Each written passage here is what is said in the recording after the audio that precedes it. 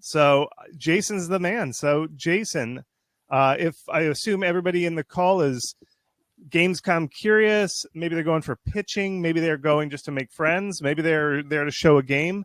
I just want to turn the show over to Jason and ask him, hey, how do you Gamescom? Yeah, it's fun. And Chris, despite having been to all of the Gamescom so far, I don't know why they usually, don't use a capital G for game. I'll like ask them this time. I never thought to ask. Every time I was typing it out, I was like, what? I kept checking. Maybe I was making some mistake, but nope. So yes, what is Gamescom? Yeah, so I'm guessing many people in the chat are at least aware or know of Gamescom. It is actually the biggest gaming event in the world. Pre-COVID numbers was close to 400,000. I do think last year they probably got back up to 300,000. Of course, Gamescom is split between a consumer, like a Comic-Con style convention for fans and gamers and families and stuff, and then the business or B2B side, as they call it, which has both a developer conference called Devcom, and then has all the the B2B business matchmaking area. Gamescom is quite the experience in that there's just endless amounts of people and gamers and fans and everyone floating around. A lot of people doing cosplay. It really is, as a gamer, as a fan, ourselves, it really is kind of an amazing experience. But post-COVID, if you're not a big fan of huge crowds and all that kind of stuff, you can kind of stay away from the con side of things, the convention side, and just stick to the business area. But even then, the business area is still 30,000 plus people, so it's kind of a GDC scale. And because of that, it is a very, very critical event in the calendar each year to meet publishers, to meet investors, to meet platforms and partners, and do the game developer hustle. And I would say for most Western developers, so those kind of in the Americas or most of Europe, Gamescom and GDC are like the two most important events in the year to go do hardcore hustling and pitching and stuff. It's crowded, but it means that all of the publishers, investors, and all those folks that you want to meet, they're all there in one spot. So you can do kind of the one trip, get on the ground, and then try to line up a bunch of meetings. Earlier this year, we launched the pitching and funding masterclass. We had done that just ahead of GDC on the assumption there was going to be a bunch of developers heading to GDC and pitching to publishers and so on. And so we thought it'd be a great time to drop that knowledge onto developers to help everyone increase their chances of having some good pitch meetings.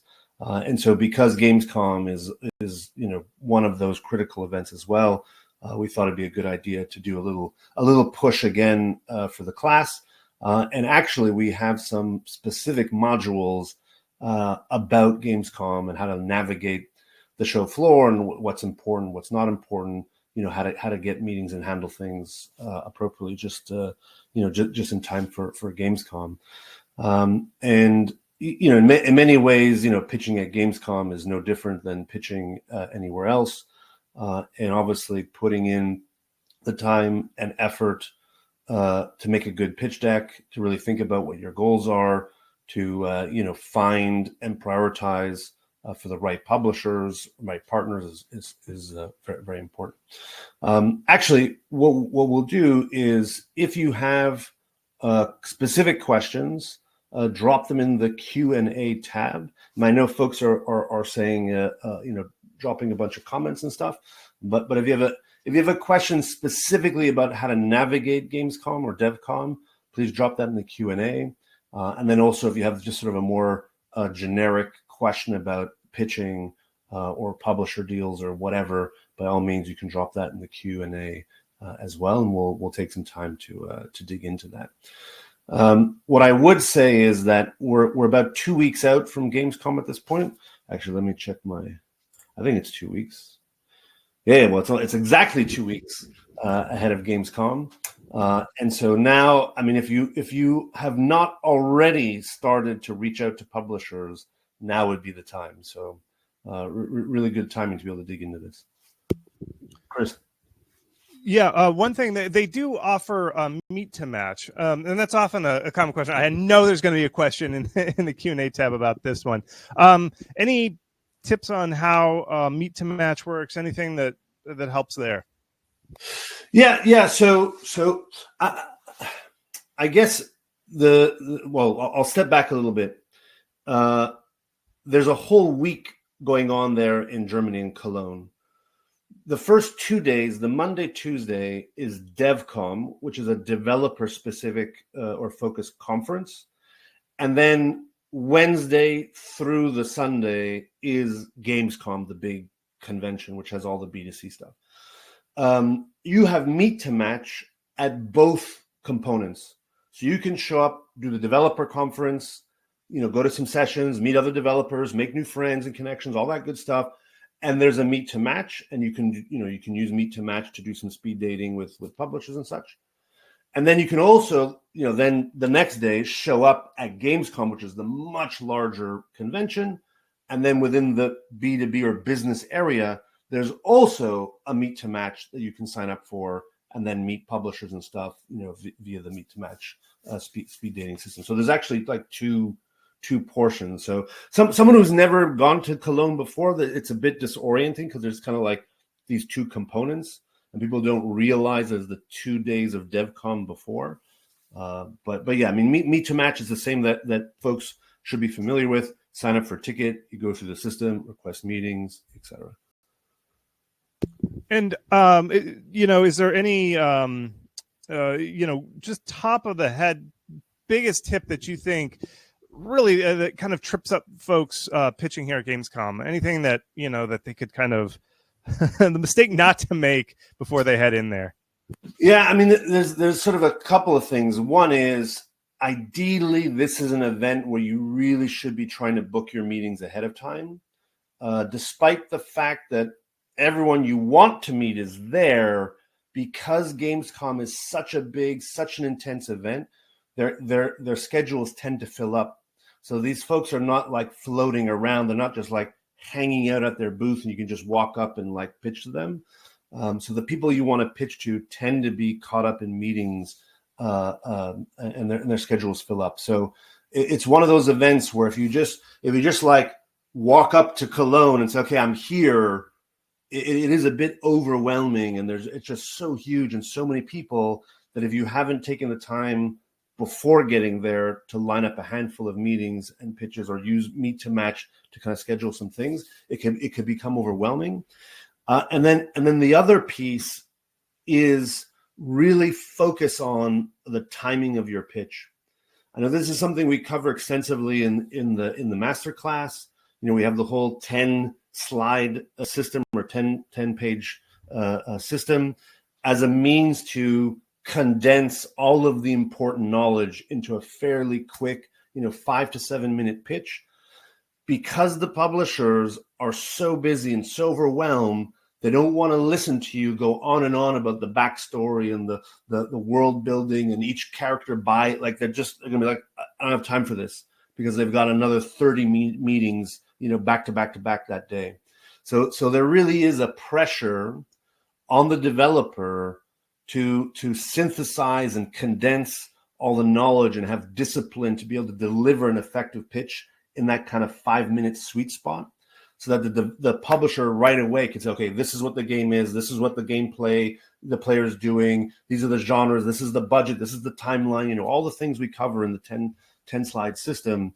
You really have to have the discipline to do that, and not go on and on and on about backstory and whatever for 30 minutes. The publishers they're not going to be pleased. So Chris, I think those are probably the two things, is really just take the time to book meetings ahead so you actually have a productive time while you're there. And then in those meetings, really have the discipline as a developer to kind of deliver the key data, and be conscious of the time pressure of the publishers doing a ton of meetings back to back the whole week. Yeah. And I've got the course back here, the behind the scenes of what you'll be getting if you get the course. We have a section just on contacting publishers. So if we have that 2 weeks, it's tight, but one of the things we find is word of mouth. In other words, like, hey, you were published by this publisher. Oh, I'm your friend. Hey, can you introduce me to the publisher? So that could be an avenue when we kind of go through some of these the means to how to get these actual connections here. And then, as Jason said, we've got the pitch deck, how to get in there, all the key kind of slides you need to get in there. And then we've also reached out to developers who've had successful pitches. They've won pitch contests at GDC, and we got them to send us their pitch deck so you could just see it. Now we block out all the dollar amounts and all that sort of thing, but you can see just what does a pitch deck look like? What are you talking about when you say, oh, put the unique selling proposition? What is it? We have examples right in the course. So one thing I should mention, well, speaking of getting right to it, let's go to questions in a minute. But I just wanted to step in because it's Gamescom to get in there. I've got I put the course on discount, 30% off, which is what I did during the November or during the summer sale, just for a brief window for Gamescom. I've opened up the course for discount. So if you check the offers tab, it's like the QA tab, there's an offers tab. You'll be able to see that. You got to use the coupon code Gamescom, and then you'll get a pretty deep discount on our course. So that if you are headed to Gamescom for the pitch or something, or you're pitch curious, you can kind of get that information before you head over there. Maybe on the flight over, if you're from the US, change some things up based off of Jason's excellent teaching. So with Jason, anything else you want to add about anything special that might be appropriate? Don't make changes to your pitch deck on the plane ride over. See, I don't even know how to Gamescom. That's the worst thing. No, you want to be making those changes now, because you have to practice your pitch 100 times before you get on the airplane to Gamescom. So you're kind of you're in trouble if you're making changes to your pitch deck on the plane ride over. So all right, it happens all the time. So let's answer some questions. Post them in the QA tab. Jason, you want me to read them to you, or are you fine reading them, picking the ones? Yeah, I'll go through them. And just to someone in the chat said there's no tab for discounts. There's a tab for offers. So it's not actually called discounts. It's called offers. Yeah. All right. So let's take a look at the QA tab. We got a question from Philip. How much time is there to talk to people at Devcom between talks? Yeah, I mean, so at Devcom, you can go to their website. I think it's devcom.global, and they have their program listed out. I'm actually giving a talk on funding models, and I think the talks are back to back. 9:30, 10:30, 11:30, 12:30, etc. But not everyone is in every class every hour. So I kind of flow through the day. I'll go give my talk. I'll take a break for lunch. I'll have a meeting with someone. I'll go see, Chris is not there, but I'll go see someone else's talk. Then I'll do another meeting. Then I'll go, get a coffee. So most people kind of flow around the day. It's not like they're sitting in every class back to back.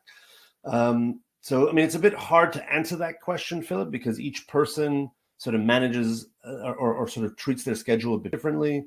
But usually, everyone goes into a classroom, listens to the talk, and then kind of leaves the classroom. There's usually a chance to grab the speaker if you wanted to, swap business cards or ask a question to the speaker. If there's other people you were sitting with and they're flowing out, you can kind of talk to them.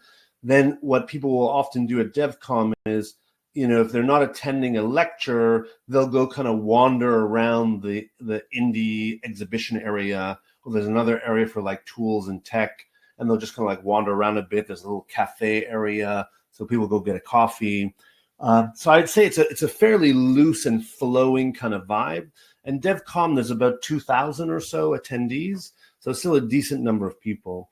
So as an attendee, I would be very picky about what lectures you go to. Like, don't feel the need to sit in a classroom every hour on the hour, all day long or both days long. Be picky. If you see a couple of cool things, go see them, do that learning. And the rest of the time, feel free to kind of wander around, mingle, and just chill out. All right. Question from Nora. What during the 30-minute meeting, makes it stand out the most? Is it the visuals, the numbers, the person? How can you make yourself memorable? All right, well, Nora, this is a great question, and it's kind of subjective because it could be any of those things, right? Oftentimes, when you come in and you as an individual are very dynamic, very passionate, and you seem like just someone who's going to change the world, that can get people really excited. So I need to work with Nora. Nora has such a great energy. Like I just want to back what Nora's doing. So that kind of energy comes across. Conversely, a lot of game developers do tend to be a bit shyer, a bit more introverted, a bit more chill. And if you go into a pitch meeting and you're kind of like like you're blasé, it's like, yeah, here's my game. It's some ninjas and swords and things. And like, you're just not bringing a good vibe, a good energy. Like, that could ruin the pitch for this. Like, that was such a great game, but Jason was so boring and had no passion and didn't even seem interested in his own game. Like, why are we even going to bother doing that, even though we want that ninja game and look cool? Like, forget about it, Jason. That's boring and no energy. So you do need to be mindful that your presence, your energy, your passion does make a difference. That being said, even if you come in with great energy and the game looks like crap, they're gonna be like, well, Nora, awesome energy, but that game, like it's not going to find an audience. It's just not beautiful. It's not compelling enough. Oftentimes, it's the genre fit, right? So if you go to pitch, I'll say Paradox. Paradox as a publisher really, really focuses on strategy, grand strategy, 4X strategy. If you book a meeting or request a meeting with them and you're working on like a cozy farming sim or something, like if it's just not a match for the kinds of games, the genres that they normally do, then it doesn't matter if you have great energy, if the game is beautiful, if the numbers make sense. They'd be like, it just doesn't fit with what we're doing. So that the genre is often like the most important thing, or call it a genre fit relative to the publisher. And then listen, at the end of the day, the numbers also have to make sense, right? Okay, I'm pitching a strategy game to Paradox. I come in with good energy. The game is looking beautiful, but I'm asking for a $55 million production budget. And, the last 5 games in that category that Paradox did only made 10 million. Well, I mean, the numbers just don't work, right? I'm exaggerating, but the numbers have to make sense, and publishers tend to know, sort of target revenue ranges. So, for example, if you're making a puzzle platformer, I know we pick on these ones often. It's not because they aren't good games or aren't fun or beautiful games. Is that the revenue expectations of a platformer these days is relatively low. So if you go into a publisher and say, I'd like $2 million to make this awesome platformer, they'll be like, yeah, sorry, that budget doesn't make sense. We know platformers are not selling that well on average. That's too big of a risk. So again, you come in with energy, the platformer is beautiful, the game looks fun, but then the numbers don't make sense. So, Nora, I kind of gave you like an all the answers, non-answer to your question, because it's kind of a combination of all of those things. So, tough, not easy to kind of nail everything. But okay, this one from Lucas. You mind if I take this one? Yeah, go ahead. This is, again, it depends on your situation. If you're living in Cologne, Lucas, and all you got to do is stumble out of bed and you're at Gamescom. So Lucas's question is, hey, I'm not a commercial game dev. I don't know anything. Should I go to Gamescom? Does it make sense?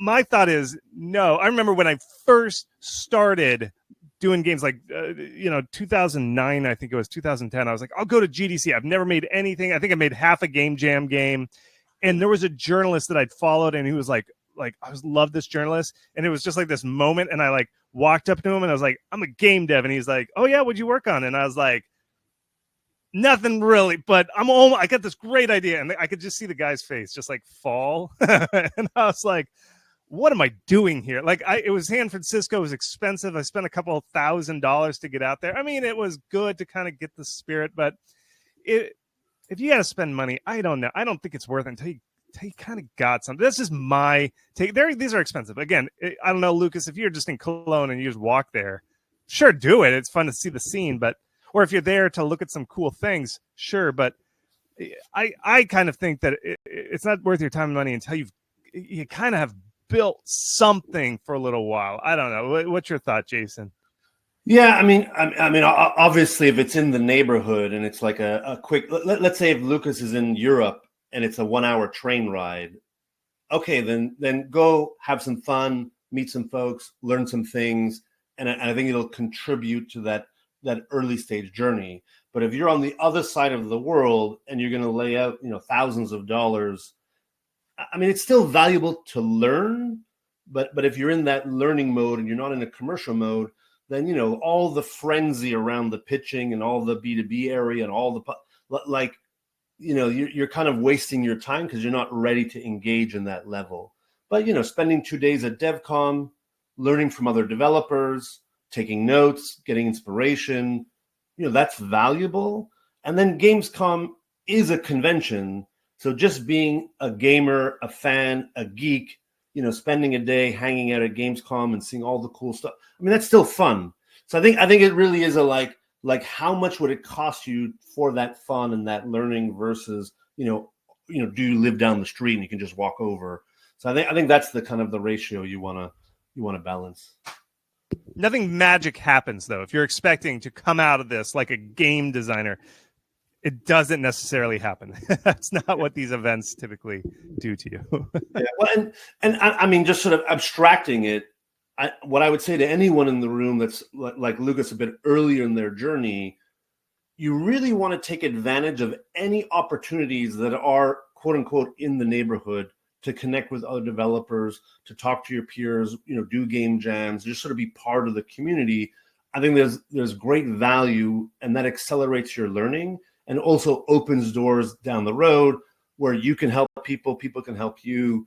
But that's like, going down the street for meetups and things like that, or like the next town over where you're not outlaying huge amounts of money to fly across the globe, et cetera. So I'm very pro getting out of, away from the keyboard, going out into the real world, connecting, meeting, mingling, learning. I think that's extremely valuable. And to the extent that, a GDC, a Gamescom, or any of these other events, a PAX, is sort of within your budgetary means, then I'd say go for it, have some fun, make some friends, learn. But yeah, as Chris says, it's not like all of a sudden you'll have a blessing and then now you're a professional, designer and everyone will throw money at you or anything magical like that.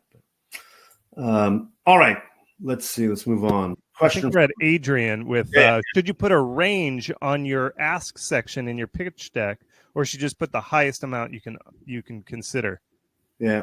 So Adrian, we actually have a module on this in the class. I'm not a fan of ranges because it sort of shows uncertainty on your part, right? It's like I've seen the way this often manifests is the developer will say, well, basic version of the game, 1 million. If you want the online co-op version, that's 1.5 million. And then if you want the deluxe version, which is the co-op plus, 2 more chapters, that's 2 million. And what that does is it makes the publisher think that you don't really know what version of the game you want to make. And also, the publisher now will only want the deluxe version. So they're going to, well, I want the deluxe version. I want all the chapters, and I want the online co-op, but I don't want to pay 2 million because that's beyond my budget range. So can we make the deluxe version happen for the 1 million? And so you end up in these awkward discussions, negotiations. So what I would recommend is only show the deluxe version with that 2 million budget, and then let them say, hey, Adrian, I like what you're building, but you know what? This style of game, we don't think it needs online co-op. Can we cut that out and save a couple of bucks? What would that cost? And then you say, oh, well, if I took it out, then we're only doing single player. Okay, that's $1.5 million. Okay, let's do that. So I would sort of put the deluxe, all the toppings, everything, full budget, and then sort of negotiate from there. Or the reverse will happen sometimes. Let's say you were not even thinking about co-op, and you're just, it's just $1 million game, and then the publisher says, you know what, Adrian, this style of game, if it had co-op, sales will go up 5x. How much would it cost us to redesign and re-architect to add co-op? And then you come back and say, oh, well, original budget was 1 million to add the co-op. Well, that'll be $1.5 million. And then the publisher's okay, let's do the $1.5 million. So I wouldn't offer the ranges in the deck itself. I would be more confident and certain in terms of what you want to build and how much it will cost you, and put that there, and then let sort of other ideas and thoughts be part of the discussion as opposed to on the slide itself. That's normally how I would do it. Okay, next question is from David. What is the current trend regarding the roguelike game genre? Do you think it's a good idea to publish a roguelike right now? And what do you do in the pitch? I'll kind of start. I'll start this one because I always study genre, and then I'll hand it over to Jason for the pitching side of it. Regarding the genre, the word roguelike now just means like the way levels work. It's like a meta layer on the game. It's like saying our game has levels, like everything is roguelike, because roguelike just means, for the most part, and there's so many subgenres of roguelike, it just means if you die, you lose a lot of progress, but there's a second bankable kind of resource that you can improve your character. And so there's this push and pull of what happens in a short run, what happens in the long run. It's basically at this point a meta structure. So if you say, hey, we're making a roguelike, you've basically said we have levels. That's essentially where the word roguelike is at this period. Yeah. Now, there are some things like roguelike deck builders. There's subgenres where it's clear. But for the most part, just saying roguelike. So in your pitch, this is where I'll hand it over to Jason. You gotta tell what roguelike means. You can't just say we're making a roguelike. You gotta go deep. So Jason, what do you think? Yeah, well, I mean, to your point, Chris, it is a bit, I don't want to say it's meaningless, but a publisher probably gets a dozen roguelike pitches a day. And yeah, so I agree in that, roguelike now just sort of means, our game includes that kind of, replay cycle, that meta replay cycle and resource management cycle. And so on the one hand, I would say that publishers are keen for games that are inherently highly replayable. Whether that's because it's roguelike, or whether because it's like a PvP match based, so every time you play, it's a different experience. So inherently PvP match based is highly replayable. Roguelikes are highly replayable. Survival crafting are highly replayable. So there's definitely an interest from publishers and investors for games that are highly replayable using emergent systems, et cetera, et cetera. So roguelikes fit into that, in that they are designed by their very nature to be highly replayable. So on the one hand, there is a positive disposition towards roguelike, structures, but there is also this numbing effect that every other game that gets pitched to them is some kind of roguelike, whether that's a roguelike deck builder, action RPG, whatever. So you do need to be mindful that your game still has to have something special, something unique, something different, a hook of some kind. And so, roguelike kind of becomes the anchor where, okay, I understand what that means, that style of game. Okay, but what's the hook? What's the thing? What's the twist that you're doing new? And so, yeah, I mean, David, it's a bit hard to say whether that's story or the visual effects, etc. But just be mindful that publishers are seeing a lot of roguelikes.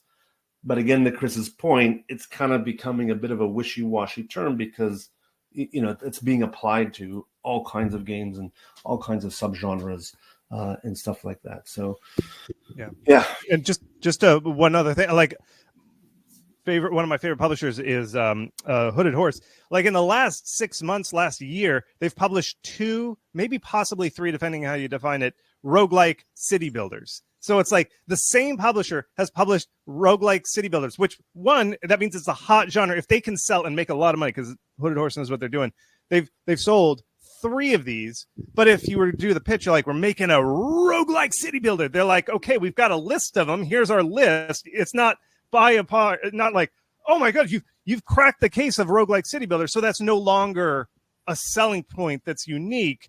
You got to get in line, which is not bad. I'm just saying, like, and it's a very popular thing to have a roguelike city builder now. It's just saying, like, you have to prove it in other ways that this game is something magic, something special, is what we're saying. So, all right, let's go to the next one from Jandy. Any tips for meeting people who are not in the meet to match system? And I assume they mean just not like, hey, I met this guy at the bar. You're talking like how to meet publishers outside of meet to match. I'm assuming I'm going to put words in your mouth, Jandy, but we're not here to do make friends and enemies. But how would you meet a publisher outside of meet to match, Jason?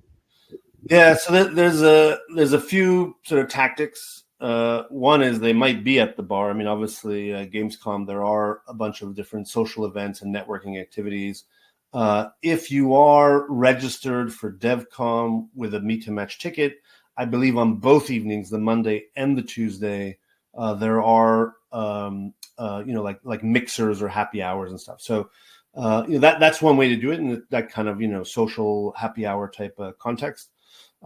Chris hinted at one earlier, which is if you are friends with other developers and other studios and they've worked with a given publisher and you're not finding them in the meet to match and you really like to meet them, then you can call in a favor from one of your buddy developers that is friends with that publisher and say, hey, can you introduce me? Can you make a connection?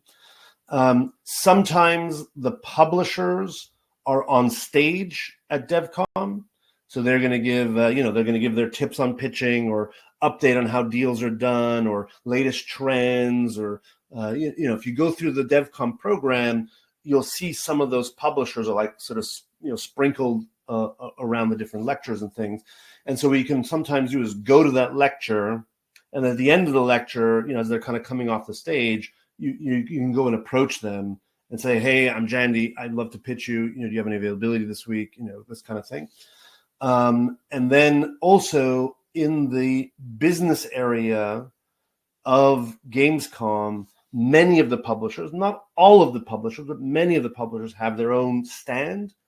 And those stands are usually they're like more closed in. They're not the usual like PAX style consumer stands that are very open for gamers to come and play games. The business stands tend to be sort of like, a closed in booth. And there's like a welcome desk, and then let's say if you have a meeting, then you go inside the booth and you have your meeting. But if you don't have a meeting scheduled, you can go to the welcome desk and say, hey, I'm an indie developer. I'm publishing my game. I'd like to meet someone from the scouting or business development team of Devolver or Team 17 or whoever the publisher is, and you might be able to sort of get on the agenda there. I would say that's a lower probability because, as I said earlier, oftentimes the scouts and the business development folks, their schedules fill up ahead of time because Gamescom is so big. And so you're risking that if you just sort of show up at the welcome desk and ask for a meeting, the response may be, oh, sorry, but that person's schedule is already full. Sometimes you can get lucky, but oftentimes, I would say that'd be like my last ditch effort, right? I couldn't find them in the meet to match. They weren't a speaker, so I couldn't sort of jump on them as they got off the stage. I didn't have any friends that were connected. I have no other way, no other means. I didn't bump into them at the mixer, at the happy hour. Okay, tomorrow I'm going to go to the booth and go to the welcome desk and see if there's someone available to talk to me.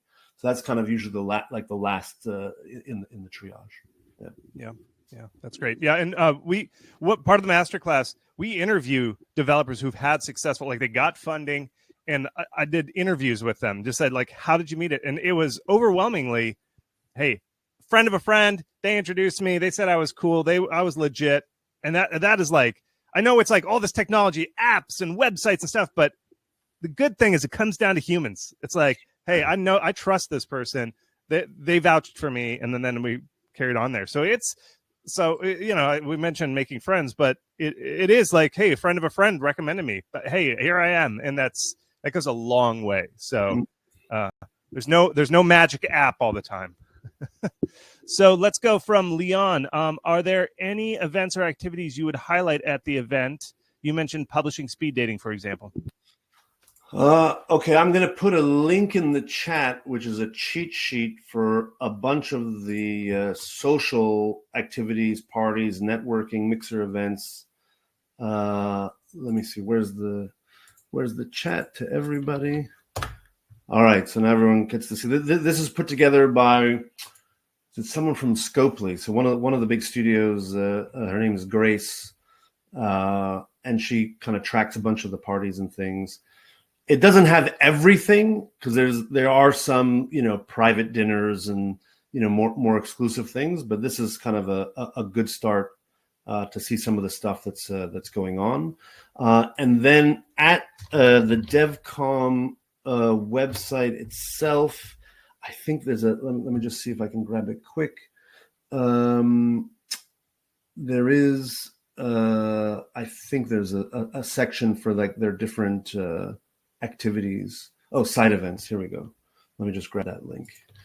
So here's where they have info on the different. They call it the Sunset Mixer, and there's a dinner, and Exol is hosting a game night, and there's a bunch of different stuff. So I think between the DevCom side events and then and Grace's kind of spreadsheet of all the different mixers and happy hours and other activities and breakfasts and coffee breaks and all that kind of stuff, that'll give you pretty good coverage on the different things that are going on.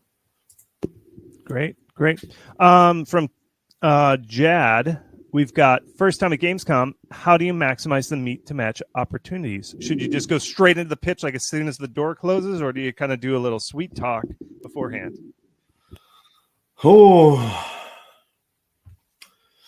Yeah, I mean, we have a module in the masterclass specifically on meeting management, on the time management. Yeah, Chris, you're so good. It's the minute by minute. Jason breaks this down of how to do this. It is. Let me tell you, folks, the masterclass, we go deep. Yeah. So there's a module exactly on this question. I mean, my advice is always to be a human, and despite the pressure, the tension, the stress, be a human. Say, hey, how's the show going for you? It's my first time. Hey, did you go to the Exola mixer last night? I thought this was interesting. Did you see anything cool? Like, spend a few minutes just to like break the ice and get the publisher talking a little bit. If you've done your homework, I always like to kind of ask an open-ended question to the publisher just to kind of get them talking a bit. So I don't know. So I'm having a meeting with Devolver.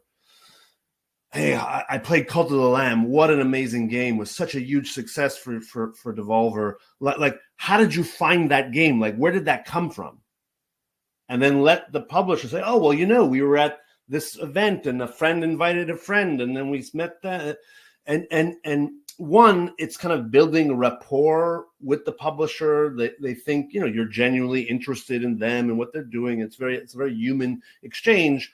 But at the same time, they will sometimes give you little clues and hints into how they do business, how they scout, what they prioritize, all this kind of stuff. So we kind of ask an innocent curiosity style question. It uses up about 5 minutes of the meeting, but it's actually very valuable 5 minutes. And then you're like, oh, great story. Wow, congrats again. All right, well, let me show you what we're working on. And then you open up your laptop and you've got your slide deck ready to roll. And then you go in and we talked about discipline before. So you've practiced 100 times. You can deliver your pitch smoothly within 5 minutes or so. And then that still leaves you half the meeting to have a discussion, for them to ask questions. I mean, if you have a build, you can offer to let them play the build. Sometimes folks are too busy, so they say, oh, no, it's okay, send me the build next week. But you always want to leave a lot of time for discussion, for those questions around the budget and the timeline and this design feature and this technical question, all that kind of stuff. And one of the biggest mistakes developers will do is they're so eager, they're so excited, they'll take up all of the time just to deliver the pitch. And then the publisher is like, okay, well, thank you, I've got to go. And then they leave and you got no feedback. There was no time for discussion. You have no idea what the next steps are, action items, all that kind of stuff. You were just, spewing, and then thank you, and they left. So I would sort of break it down like that. But again, there's the module in the masterclass that has that in the, minute by minute detail. Great tip on the open-ended question there. That's a pro tip right there. All right. You got to have this is a question from Kit. You got to have a few games released first before pitching, right? They need to know you can produce some quality, right? What do you think? No.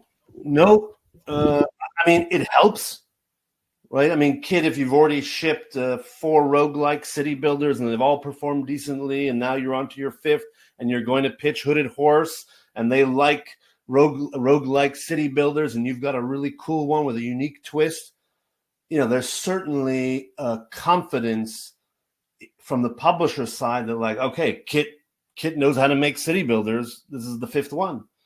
And that helps you. I mean, it doesn't guarantee you get the deal. It still has to be a great game, look like fun, cool build, unique twist, et cetera, like all those other factors play into it. But being an experienced dev, for sure, no question, it means you've proven your ability to ship games. That being said, if you're a first-time developer and you've got a compelling pitch, an interesting hook, the numbers make sense, you and the team are full of passion and energy, the build is compelling, and you've never shipped a game before, I mean, you can still, score a deal. But I would say the pressure is on the quality of the build. So if you've already done 4 city builders and this is your 5th, the 4 previous city builders are kind of evidence that you can build it. If you've never built one before, then the evidence is only in the current demo, alpha or whatever the state it is in. So the pressure is on that current build to be awesome. So if you've never shipped a game and all you have is like a napkin drawing and an idea, okay, fine, it's, forget it, you have no chance. But even if you're, younger, fresh out of school, a bunch of rookies, but you walk in the door and you've got an amazing build, you can score that deal because the publisher will say, listen, you're a bunch of kids straight out of school, but my goodness, this is the best roguelike city builder I've played all year. I want it. So there's definitely like a slider there. And if you don't have the pedigree to lean on, then the pressure is really on the quality of the build. If you walk in the door and you're a bunch of rookies and the prototype is kind of janky and ugly, and even if the idea maybe is cool, then the publishers will always say, sorry, Kit, you're too early. Come back later when you've made more progress. And because the evidence is on the quality of the build. So if the build is crap and early, they say too early.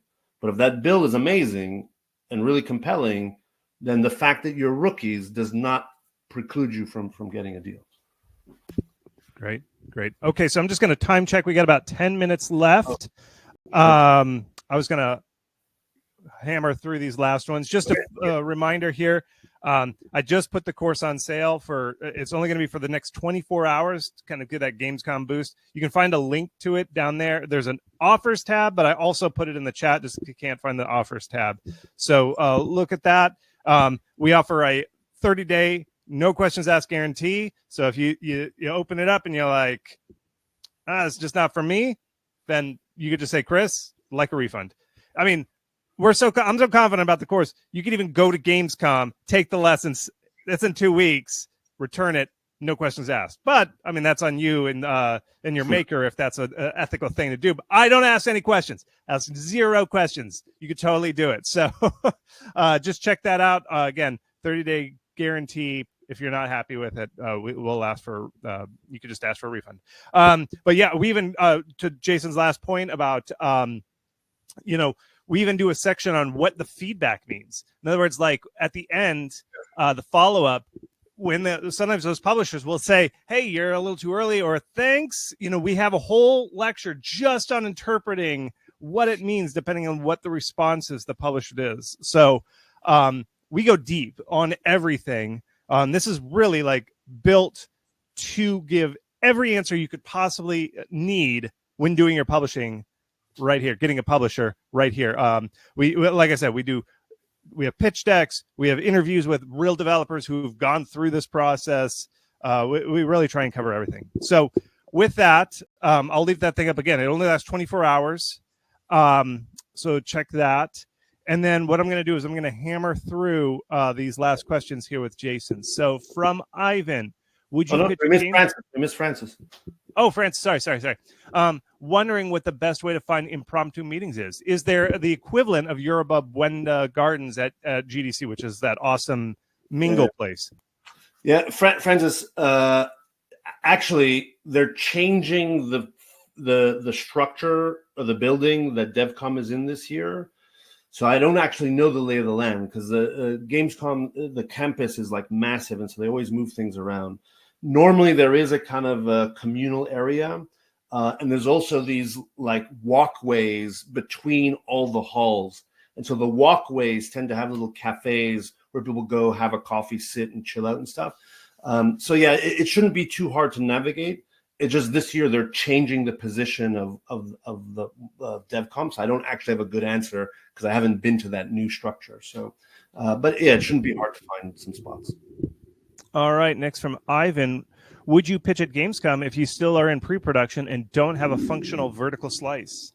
So Ivan, the quick answer here is no, because the most likely outcome of a good pitch is the publisher will say, Ivan, that's an amazing game. Send me the build next week. I'll have it. I'll play with my team. And if you're like, oh, sorry, it's not ready, or it's going to be ready in 6 months, then it's like, dude, why'd you get me so excited? So normally, and this is covered actually in the masterclass, like what's the checklist for the things that you need to go do effective pitching? And one of the things you need is a solid build, because if the pitch goes well, they're going to want to play it. And if it's not ready to play, then you probably went out to pitch a bit early. This rule changes if you're a very seasoned developer and you've already, like the example you gave before, you've already done 4 city builders already. And so, you have that as your reference point. But if you're a fresh developer and the build's not ready, then you're probably too early to pitch. All right, next one from Michael. Could you elaborate on some details on the difference between pitching a Steam game versus a mobile-focused game, and these days with cross-platform games? Yeah, I mean, the masterclass really is focused on PC console. I mean, a lot of the sort of general rules of pitch deck and so on can still apply for mobile, but mobile is a completely different world. Mobile publishing doesn't work the same way. Mobile publishing is really just dollars for user acquisition. And it usually means that you produce the game on your own. You've soft launched into specific geographies to validate that there's good retention, monetization, conversion, all that kind of stuff. And then if that sort of loop is working well, then a quote unquote publisher will come on board, which just means they're going to spend millions of dollars on user acquisition. So you rarely see production funding happening on the mobile level. The one exception to this is if you look at Netflix or Apple Arcade, which are the subscription walled gardens, where you're not doing the normal free-to-play monetization, but that's a completely different ballgame where you have to have the connections at Netflix and Apple Arcade, and then they normally fund production. And so if you were pitching to Apple Arcade or Netflix, it would look very much like what we're talking about in the masterclass. If you're doing a true mobile free-to-play game, then that's a whole different set of rules based on retention metrics and all that kind of stuff. So separate. All right. Next question from Stella. When pitching to investors to raise funding with the intention to self-publish, and your studio is doing the outsourcing to supplement development, what should that be part of the pitch? Oh, Stella, that's a good question. Yeah, I mean, it's a whole other equation when you're going after equity-based investors. Normally, they do not want to see that you're distracted with other activities. So I think it's part of reality that today you're doing service work just to kind of pay the bills, keep food on the table, keep your staff engaged. But the pressure will be if an investor backs your company and says, okay, now I believe in your original IP, they're likely to say, okay, I want all your best people focused. I don't want you spending half your time, working on Mickey Mouse games for Disney, because that's not going to bring real long-term value to the company, because it's a low margin business. You don't own the Mickey Mouse IP, et cetera. So there's definitely some reality of I got to keep my business alive versus the expectations of equity investors that only want you to focus on the most valuable things, which will be your self-published IP. So there's a bit of a dance to do there. I would not focus on that on the pitch. You just have to pitch the game, your vision, the team behind it, and you can just say that you're self-funding your efforts to date, and now you're looking for X dollars to scale and do what you need to do. And if they ask, you can say, you don't have to hide it, but there definitely will be some tension there if you get the funding. Yep. Okay. Next from Iman, is buying Meet to Match worth it? I would say in general, yes. I mean, if you're coming to Devcom and Gamescom and you're there to pitch, and you are not already very well connected with the publishers you want to meet, then Meet to Match can be a very effective and efficient tool to do that. If you've been in the industry 10 years and you're already friends with all the scouts and all the biz dev people, okay, fine. Skip the Meet to Match. You just message all your friends directly and schedule your meetings. You don't need the speed dating system to assist you. But if you're coming at it relatively fresh and you don't have that deep Rolodex of contacts, then the Meet to Match system is really quite effective. So yeah, in general, I would say yes, especially if you're kind of newer to the scene. All right. From Philip, is a laptop recommended for showing your game, or would a Steam Deck suffice? Yeah, Steam Deck's fine. Yeah, of course. Yeah, no problem. Perfect. Darius is, how much sense does it make to only have a pitch without a prototype? We're just before the release and want to start talking with publishers about the next game. Oh, yeah. Well, I mean, I kind of answered this before, where if you don't have a build to show, you're kind of wasting the pitch. I mean, if you're not a first-time developer, I mean that to me is more like a catch-up meeting, right? That's not a pitch meeting. That's like, hey, you want to sit down with your friend from Devolver, kind of just get an update, share some thoughts on what you're working on next to get their feedback and what they think of the idea. I mean, to me, that's like a catch-up meeting. It's not a pitch meeting. And I think it's fine to do those kinds of meetings, especially if you've already released a couple of games or a game or two. If you're just a kid out of school and you're like, hey, Devolver, I'd like to have a meeting to catch up. They're like, who are you? Like, I'm too busy. But if you've got some games under your belt and you're working on the next thing and you want to book a slot with one of these publishers just to kind of get their feedback, I mean, they might decline and say, oh, sorry, we're only taking active pitches. But I would be clear and say, this is not a pitch meeting. We're working on the concept of our next thing. I'd love your feedback and to pick your brain and just sort of sync up. I think that's a valid request, and you're also setting expectations correctly. All right. Next up is Suraj. Do you have any tips on getting more traction with influencers or professionals to your Gamescom booth? Oh, yeah. I mean, this is actually, Suraj, this is interesting because we didn't talk about this side at all. some developers go to Gamescom to be in the convention part. And there's in fact showcase areas like called Indie Arena and a few others that are like indie zones, and you can like buy a kiosk in the indie zone and then have, you know, thousands of gamers and fans that pass through Gamescom come to your booth. I mean, some of that stuff happens naturally. In other cases, you can engage some of the European agencies, whether it's a PR agency or an influencer campaign manager style agency. But that costs money. I mean, that's, you know, money. Admittedly, I'm not a big, I mean, that's not my area of expertise, like engaging influencers and stuff like that. So I don't have a really good answer there. But yeah, so developers who are much later stage and or often who are self-publishing will opt to buy a kiosk within one of the zones like the Indie Arena to showcase their game, to get wish lists, to, you know, build community. And yeah, I don't really know if there's specific tools to get more influencers to come by your booth. Sorry. One time there was at GDC, there's always this room called the like press room where the press can like get snacks and hang out and stuff. And then you turn around that corner and there's a long hallway to the convention. And there are 0 indies there staking it out. I'm always like, indies, you got fresh fish coming right down the gutter. They can't turn around. You can just be like, here's a card. My booth is 35B. Head out there. You know why? I'm always like, indies, where's the hustle? So I've never done this, but find that little break room where the press can hang out. Give them some space. Let them get out of there. Come around the corner, but you'll know their path. They come out the room, they go down the hallway to the escalator, down to the show floor. Yeah. You got an open audience. Nobody's sitting up there. So, Chris, I do that.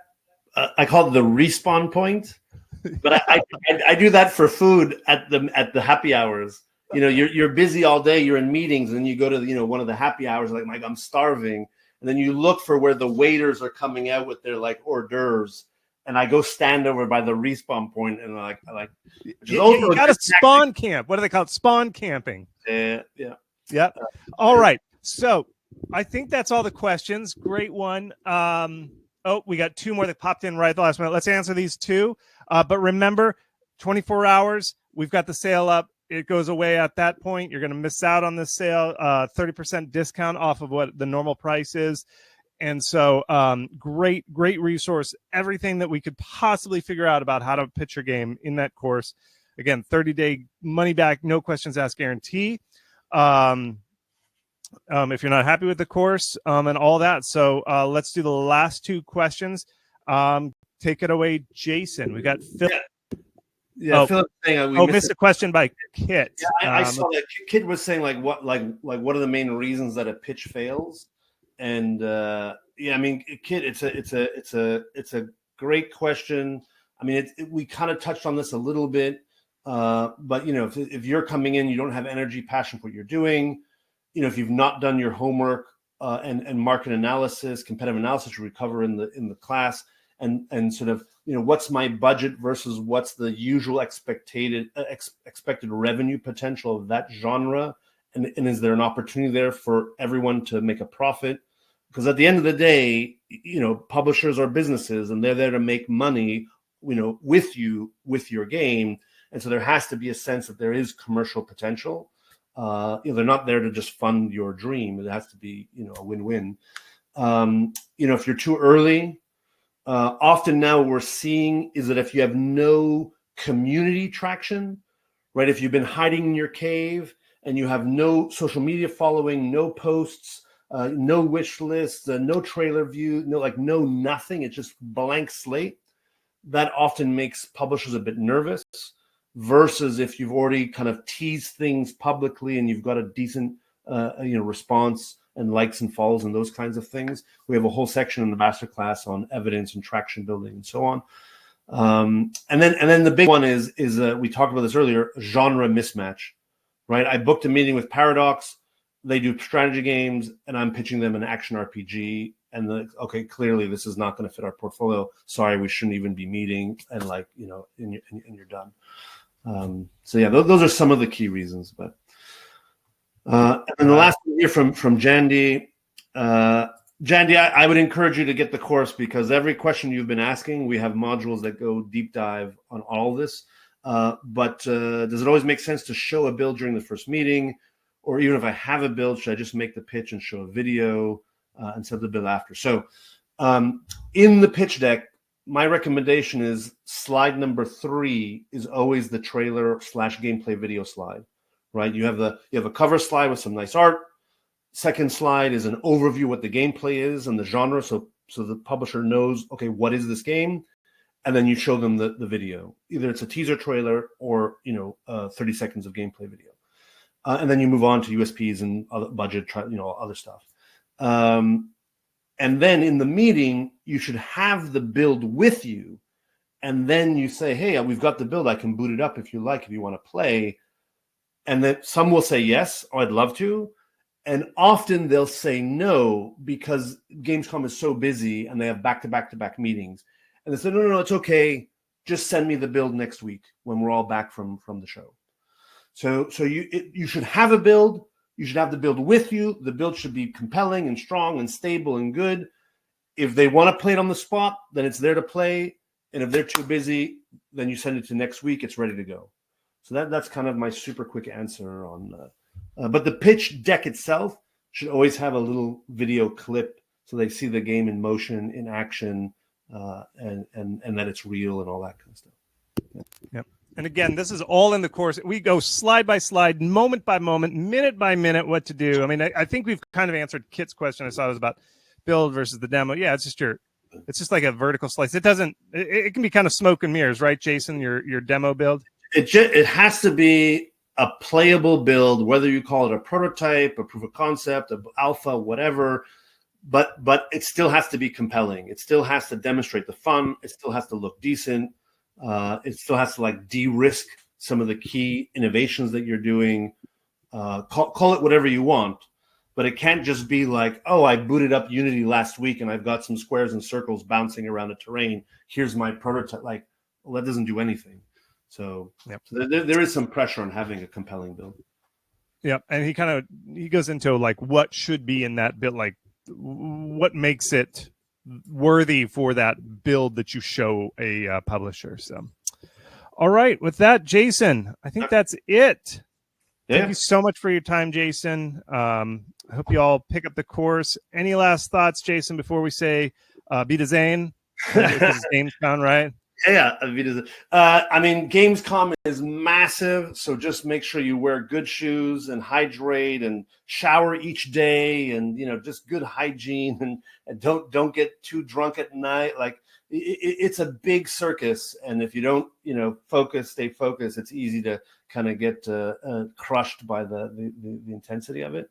And if you see me, I'll be floating around. I'll be there the whole week, running around doing meetings. I'll be at some of the mixers. I'm giving a Devcom speech on Monday afternoon. If you see me, just grab me and say hello. All right. Sounds great. Well, thank you so much. Have a good one, everybody. Auf Wiedersehen. Wiedersehen.